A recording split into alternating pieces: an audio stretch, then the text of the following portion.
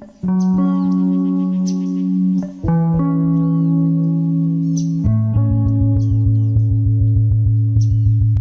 June 17th, 09, that would be 2009, at approximately 10:37 p.m., I responded to a domestic disturbance between roommates. Upon arriving at the scene, I met with Stephanie Johnston, white female, who was very upset and shaking. She was talking on a cell phone that belonged to a neighbor and appeared to still be on the line with 911 operator.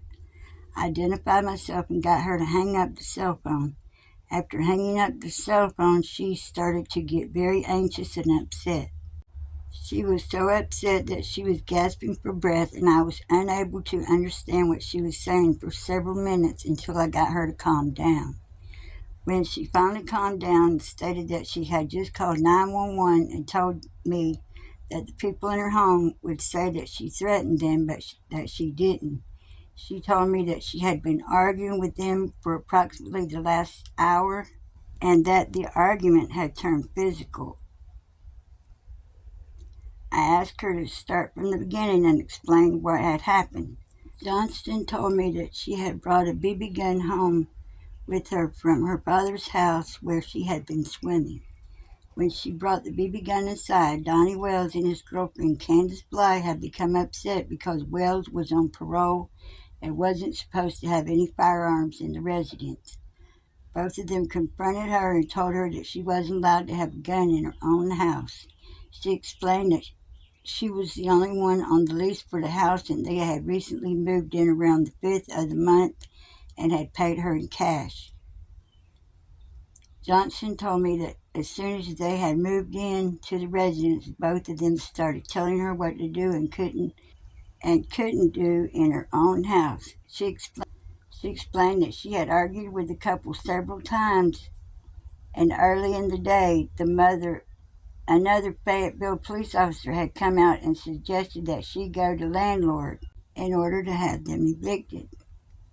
After she had spoke to the officer, she had gone back to confront them and asked them to leave. The couple had refused to consider the idea and had claimed that they had already spoken with the landlord.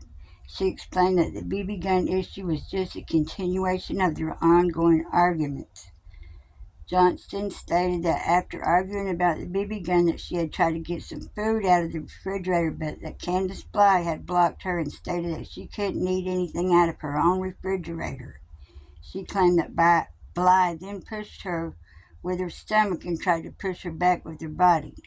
Johnston stated that she extended her right arm and pushed Bly back, but had not struck her.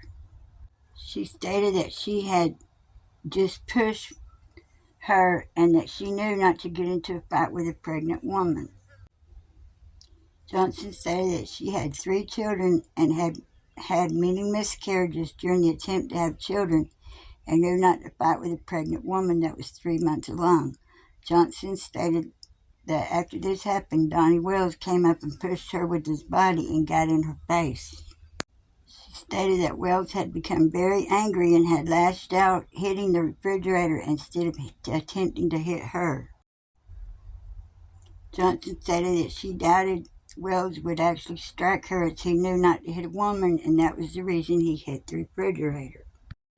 Contact was made with Margie Wells. Her statement is as follows. I was lying on the couch and trying to sleep when I heard a noise outside. I looked outside and saw Stephanie and one of her friends, Greg, I think. They were holding up a gun and looking at it. Stephanie brought the gun aside and Candace told her to take it out because Donald can't be around guns. Stephanie then walked to her bedroom and turned her music up real loud. I stayed on the couch and didn't really see anything else. After speaking with Margie, I contacted Candace Bly. Bly was sitting on the porch crying, saying she was in pain. Bly said she was about 2 months pregnant and she was feeling sharp pains. I asked her if she had been to a doctor. She replied, no, I took a home pregnancy test about 2 months ago and it showed positive. Bly's statement was as follows. I was in the bedroom when I heard a car pull up. I looked out and saw Stephanie and some guy messing with the gun. The guy was showing Stephanie the gun, and then she came inside with the gun. I told her she couldn't have the gun inside because Donna was on parole. He can't be around guns. She walked into her room and turned the music up real loud. I went into her room and unplugged the radio. She pushed me against the wall and said, "It's my room. I can play the music loud if I want." I then walked out of the room. While speaking with Bly, it was difficult getting the statement from her because she was crying and said she was in pain. Johnston stated that it had indeed took place and stated that Bly had done it because she thought it was too loud. Johnston went on to explain that both Candace Bly and Donnie Wells were very controlling and were bossing her around in her own house. I talked to Donnie Wells. I had him step out into the driveway and gathered his information. He stated that on that evening, just prior to our arrival, that the suspect had pulled up out front.